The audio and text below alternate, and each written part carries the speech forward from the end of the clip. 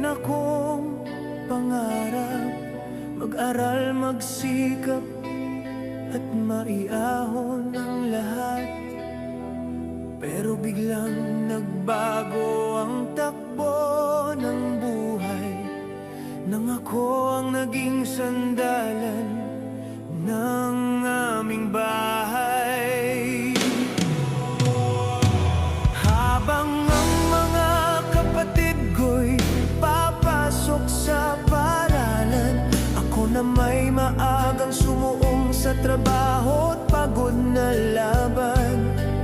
Baon ko'y pag-asa kahit luhay nakatago, ngitin pilit para lang hindi sila mangamba sa mundo. Madalas sa gabi ako'y nag-iisa, tahimik na umiiyak at nagtatanong sa may kapal, kailan kaya ako naman ang mangangarap? Kailan kaya gagaan ang aking pasanin?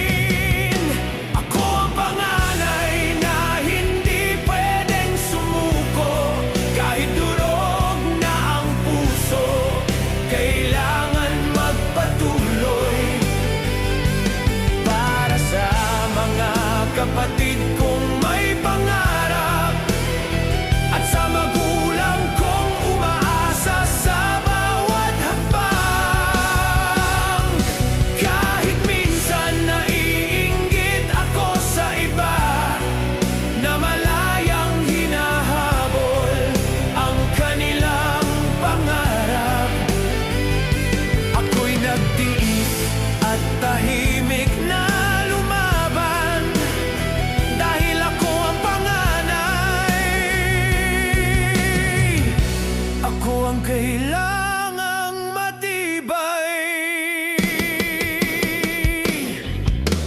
May mga araw na halos wala ng lakas, pagod sa trabaho, pagod sa buhay na